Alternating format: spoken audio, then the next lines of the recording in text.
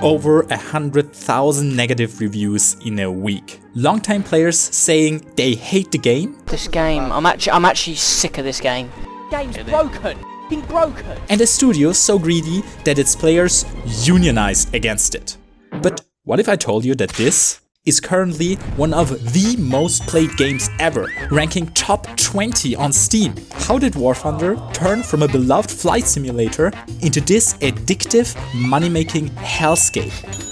Why, despite it getting worse with every update, do we keep coming back? It was 2009.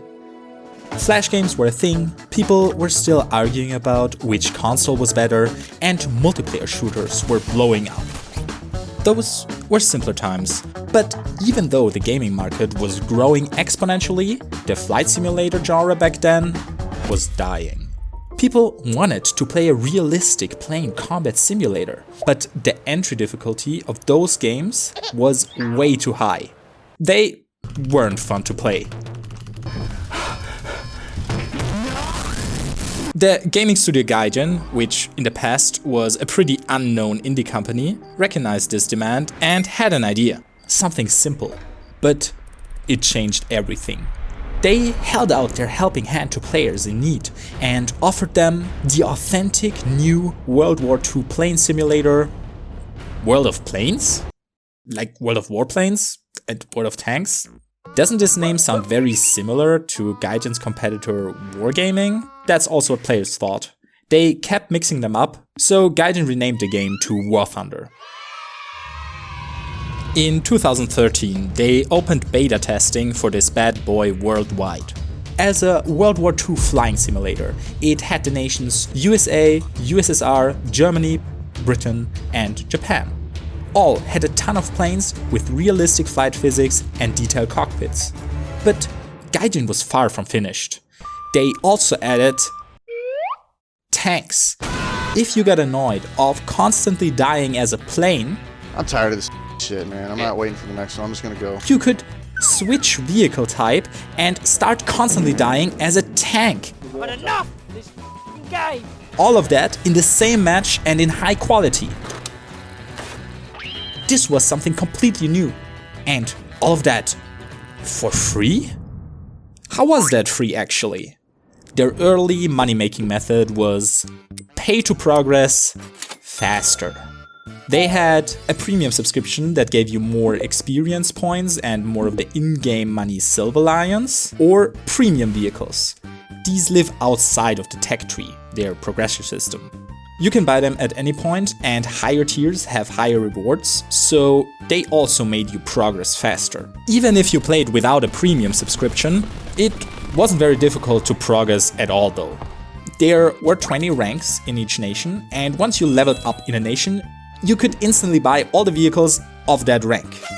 All of these options seemed like a balanced way of a free-to-play game to monetize. They were offering players to get to the content they were here for quicker, for a fair price. Nobody would have guessed that just a few years later, 70% of players would give them a predatory rating for their profit strategy. But let's not worry about that right now. The game was a huge success. Gaijin had solved the problem of the genre, making their game accessible to more than just hardcore fans. Because of all that, in the year of its release, War Thunder already won the Best Simulator Game prize at the Gamescom. Nothing could ever ruin this.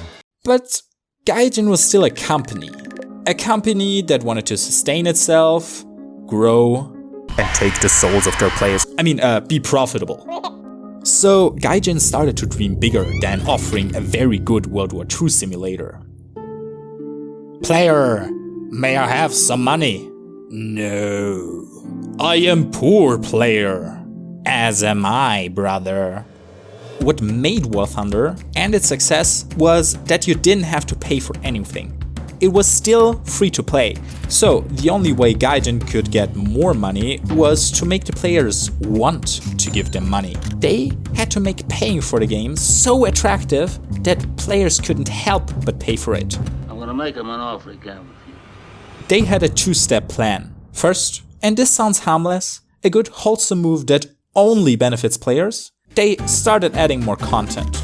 They put out updates like 1.43, which is most notable for adding a large number of vehicles, or 1.45, which also added a ton of content, among that American ground vehicles. They kept adding lots of vehicles, so already 1.5 years after release, they won the world record for most planes in a simulator game on the 28th of June 2014. Let me just say, they were taking their plans seriously. All this content kept people playing. If someone unlocked all the trees, the progression that hooked players and made them come back would be gone. More content made sure that there was always another vehicle to look forward to. Also made the players more likely to pay for quick progression, because there was more to progress through. In 2015, players started feeling the first major changes. Player, do you want to get the new Cold Steel 1.51 update? To expand on World War II content? Yeah, to expand on World War II content. Receives Cold War vehicles? They had removed the 1955 cutoff date, adding vehicles from after World War II.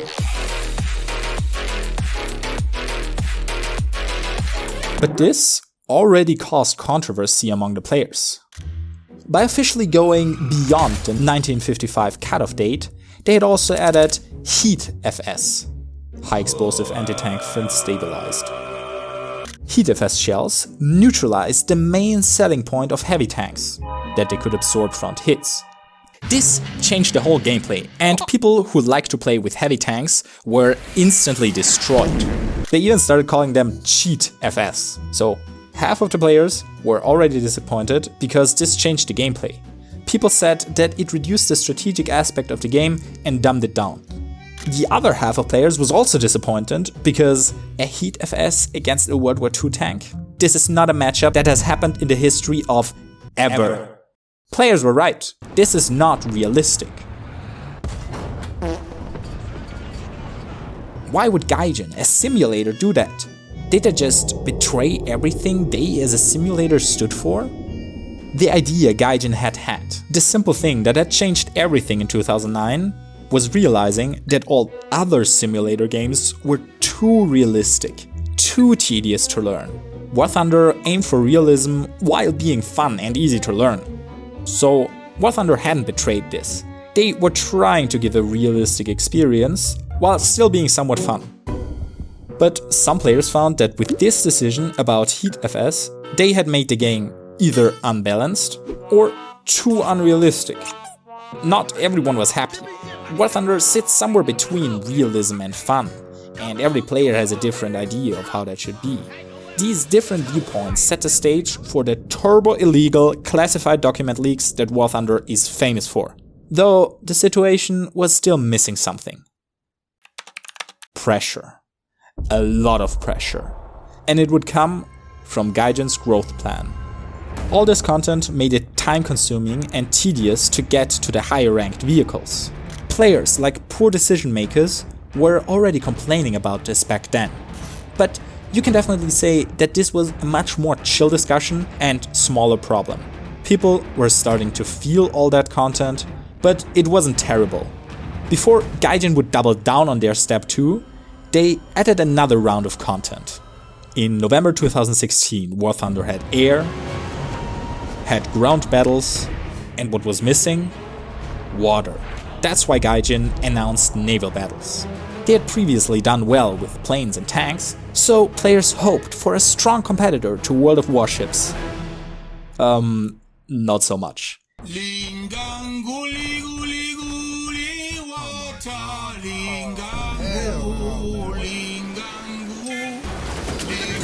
Naval had very small ships compared to their counterpart, World of Warships, and tough mechanics like aiming the missile based on your and the other ship's momentum.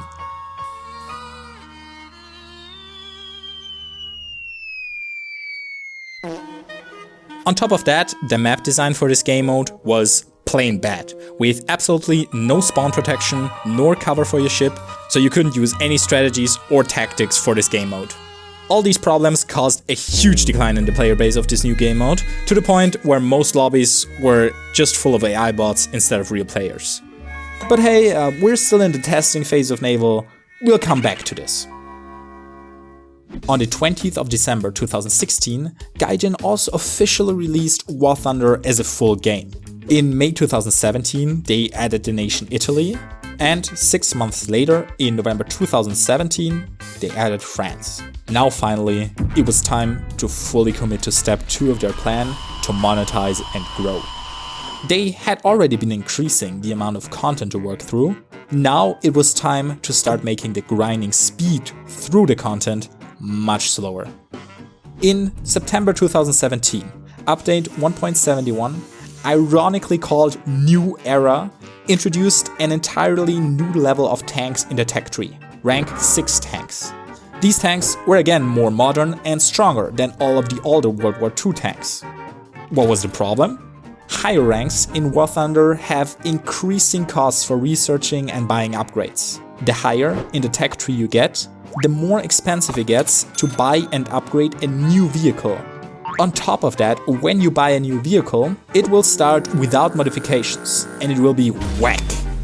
This lowers your performance and you earn fewer rewards. This makes it tough to upgrade because you have less currency, which again means your vehicle is bad, which again means you get less rewards, which again means you can't upgrade, which again means your vehicle is bad, which again means you get less rewards, which again means you can't upgrade, which again means your and so on. Unlocking these rank 6 tanks was really frustrating, so people complained. But them being so frustrating to unlock was also making it very attractive for players to buy premium or a premium vehicle. So Gaijin just sat back and did nothing about this. For now.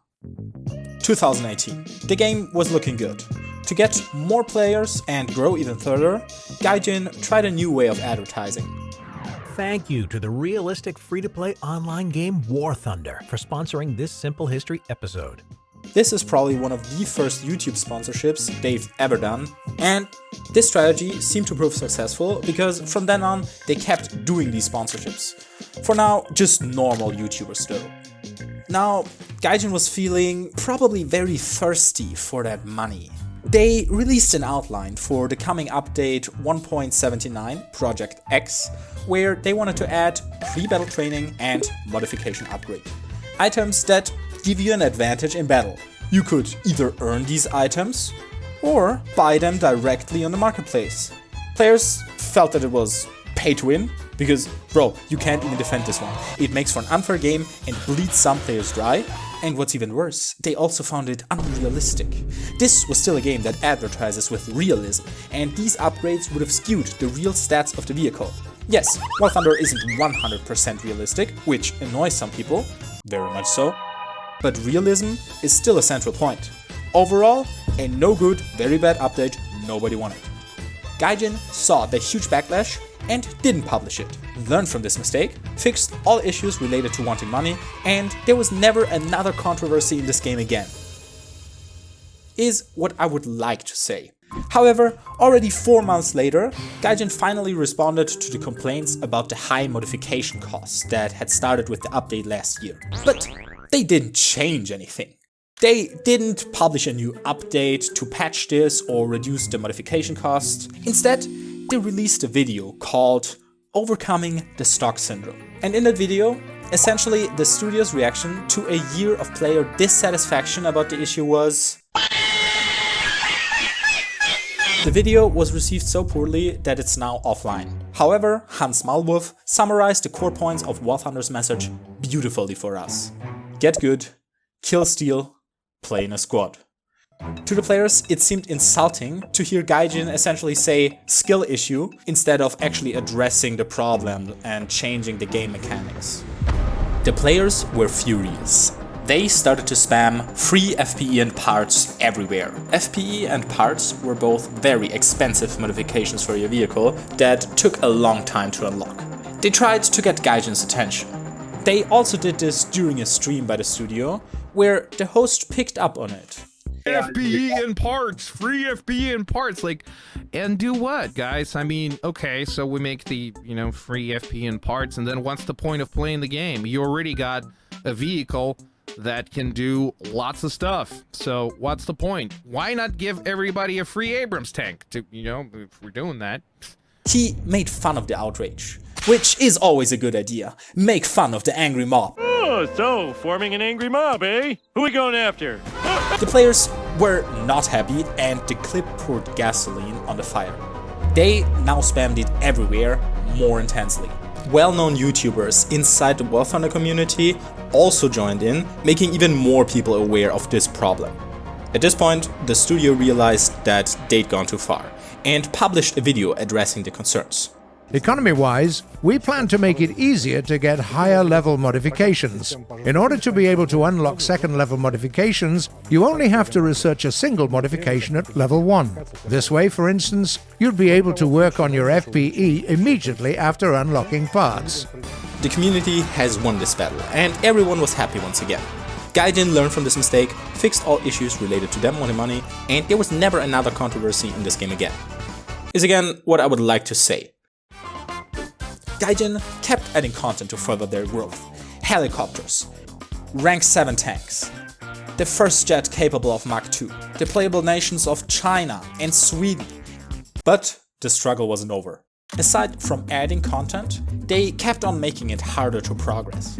For example, in 2020, players were complaining about 2 tanks not having armor-piercing fin-stabilized discarding sabot shells, APFD shells in their base form, while all other tanks had them. For these 2 tanks, you had to unlock this in addition to the other modifications. Surprisingly, Gaijin agreed. They were like, yeah, you're right, it's totally unfair for the other tanks to have APFDS shells and these 2 don't. You know what? I'll just remove APFDS shells for a bunch of other tanks to make this fair. No need to say that this was the opposite of what players wanted. It made the base form for the other tanks worse and the grind harder again. New increases to the grind like this were always received poorly, and new content in general often had mixed reactions, as players often wanted updates to be more realistic or more balanced or whatever. Also, how's Naval doing? In November 2020, with the update New Power, they finally transitioned to bigger, newer ships, adding true battleships and aircraft carriers. Something people have wanted for a long time. However, it was still not fun, slow, unbalanced, and still didn't have the really cool big ships like Yamato or Bismarck. After 2 years, it's not really looking good for Naval. Initial YouTube sponsorships had gone well, so Gaijin went crazy with it the following year. On the 16th of September 2020, they first sponsored the YouTuber and also adult model Eva Elfie in the video How to Meet a Girl. And not to say that this was reason, but they did reach a new all-time high soon afterwards in November 2020 with 55,000 players on Steam. Hey, I'm not saying that this adult actress sponsorship brought them their record high, but it sure wasn't a Naval update. Kidding aside, War Thunder went a little crazy with the sponsorships around this time. Because soon after, in January 2021, they were even accused of funding terrorism. A YouTuber they had previously sponsored was linked to a terror organization, and it was implied that they were behind it. It turned out to be false though. And to top it all off, on the 6th of May 2021, War Thunder sponsored the Russian rapper Morgenstern, I assume it's pronounced, and he made a straight up music ad video for them. Until I found this, I had never seen anything like this. An artist doing a fully sponsored song. And the best thing about this is that the music video has above 100 million views now, and it's the 4th biggest YouTube video on his channel. Not gonna lie, this is a banger, and I know bangers. Gaijin is still doing sponsorships up to this day, luring in new victims, players. There's even someone keeping track with their YouTube playlist with all the sponsorships they did. On the 14th of July 2021, a player was unhappy with how War Thunder had modeled the Challenger 2. He wanted more realism in War Thunder, and he wanted it badly. He leaked classified military documents from the Challenger 2 to prove his point in a forum. The documents were edited to look like they had been declassified, but turned out not to be. Gaijin took them down and said that they would never change anything based on classified documents, because they don't act based on classified information. It was probably a misunderstanding. I'm sure it won't happen again. Gaijin were still producing content diligently. On the 18th of July 2021, a Reddit user counts how many aircraft, including helicopters, War Thunder has, now 7 years after they had gotten their world record for most planes in a simulator. By that point, they had 3x the amount of aircraft, totaling almost 1,000. At this point, they also introduced the playable nation of Israel. In October 2021, 2 players were in a disagreement of what the turret rotation speed of the Leclerc tank should be. So, to win the argument, one player leaked classified documents of the Leclerc twice in a year. What a coincidence. It was taken down again, and Gaijin said, "Hey guys, chill, don't do this, don't commit treason to your country in our forum here, don't do it because of an argument, don't do it because you want us to remodel anything, we won't change anything, we do not encourage this behavior, wherever you get them from, just stop, okay? Good." Then came another classified document leak in June 2022. On January 16, someone leaked the F-16's manual. And then 2 days later, someone leaked 13 documents of the F-15E Strike Eagle. Then 4 days later, someone leaked the Su-57's radar cross-section. Wait, what's happening? 3 leaks in 1 week? That's insane! I can't believe this! Why does this keep happening for this game all of a sudden? Oh wait, we actually have one more entry for January 2023. It's another leak! What the actual? You know what's the craziest thing? As far as I know, it has never happened in history that state classified documents were leaked just to change a game or win an argument about it. There are tons of games out there, and I couldn't find anything similar. Meanwhile, in War Thunder, this turbo illegal thing happened 4 times in 2 weeks. It's exclusive to this game. Why? War Thunder's goal of keeping people hooked was working. The grind and progression time were so huge, people have thousands of hours in the game. These people are very, very invested. When you're that invested, you can get angry in a fight or emotional about how a vehicle is modeled. So when these players felt something ruined their fun or realism, they wanted it changed. War Thunder's Wikipedia has an entire section and table on classified document leaks. This wouldn't have happened if War Thunder was a casual, fun to play in my free time instead of a give my soul to the snail type of game. And Gaijin was about to make it worse again. They dropped a new update that increased repair costs by up to 10,000 Silver Lions. That was the last drop. This, on top of everything Gaijin had been doing in the past years. Every single shift towards pushing the players into paying to progress, and the feeling of the grind still being so tedious. It had gone from pay to progress faster to pay to progress at all. And even if you paid, you still progressed extremely slow. The players started a massive online campaign. They unionized. War Thunder had just surpassed 110,000 active Steam players the month prior, a new all-time high, so a lot of people were invested in this. The Union got its own subreddit with over 25,000 members. To send a message that Gaijin couldn't ignore, they decided to review bomb the game on Steam. In just a few days, they left over 100,000 negative reviews, plummeting the game's overall review score to overwhelmingly negative. But it wasn't just Steam. Google, Metacritic, Xbox reviews, everything. Even their YouTube videos were disliked. Eventually, news articles started picking up on the story, and everyone in the scene was talking about it. So, what did Gaijin do? First, they removed the Steam icon from their website, so people looking to download the game don't end up seeing the bad reviews. But that wouldn't be a long-term solution. That's like closing the door on your burning house and pretending all is fine. This was the biggest reaction they had ever gotten. With the review bombing not stopping, they reverted the changes. But it wasn't over. The player union wasn't satisfied with just having things go back to the way they were before. And in fear of truly losing players, Gaijin acted. They announced a roadmap of changes on how they would revise the economy and the grind, trying to follow player sentiment and make the whole game better. People were genuinely happy with the changes because it seemed like Gaijin would actually listen for once. But would Gaijin also follow up on the changes? More than 2 years later. It's now 2025. First of all, How do players feel about Gaijin? In January, Gaijin had announced the auction house, where you could buy cosmetics with real money. Nothing else, just cosmetics. It was received very poorly, with an immediate backlash, and players worried about how long it would take until you could straight up buy vehicles from there. Gaijin pretty much killed the idea afterwards, but we can see that when Gaijin just proposed the idea of a place where they one day might offer pay-to-win items, it caused a huge reaction. Trust hasn't been restored. And the actual changes, were they implemented? Are the players happy now? War Thunder's players want two things: realism and fun, but in different amounts, with their own preferences. No change, no single game will satisfy everyone. I know I spoke of Gaijin as the evil villain a lot, but realistically, someone will always be unhappy.